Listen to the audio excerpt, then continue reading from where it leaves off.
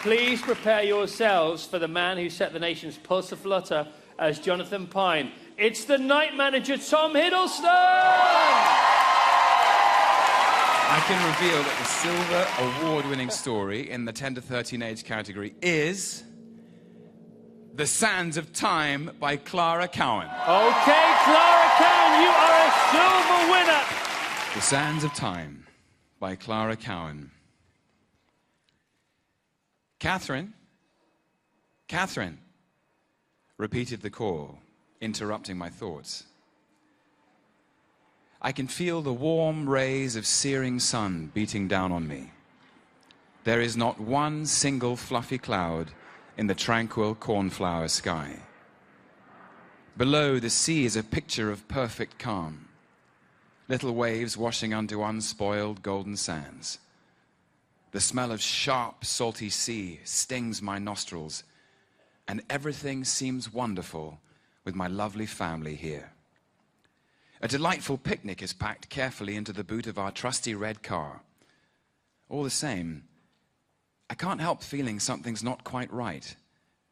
Everything seems sort of hazy.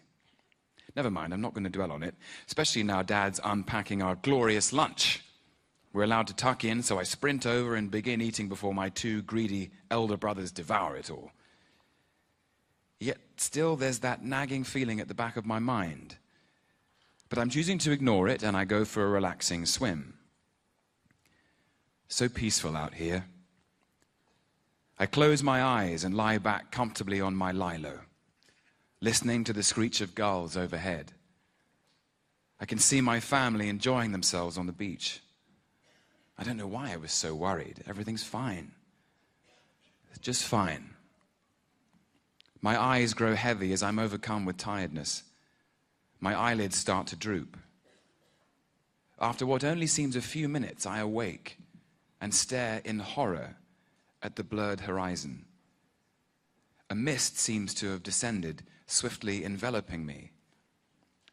I peer frantically for my beloved family, waving, screaming at the top of my voice, but it's futile.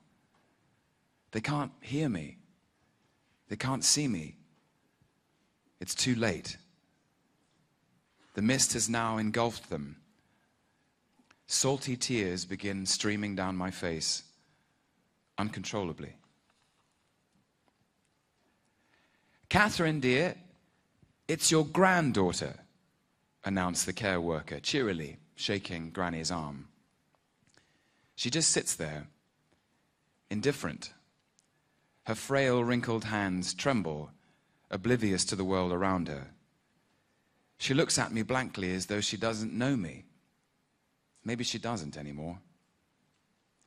It's hard to remember my dear Granny without dementia.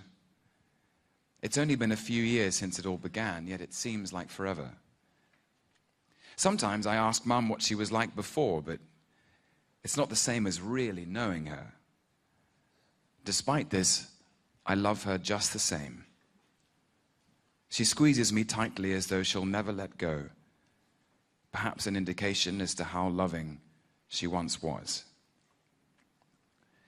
Experts say it's important to engage and stimulate people with dementia by looking through photos or even just having conversations. Suddenly, I remember the cardboard box of old photos I used to enjoy looking at when I was little. With renewed interest, I rush to get them from under her bed and blow off the thick covering of dust. That's when I see it. A picture of my Granny in her youth, surrounded by her family, standing, grinning happily up at the camera on a beautiful beach. A flicker of recollection momentarily passes across her face.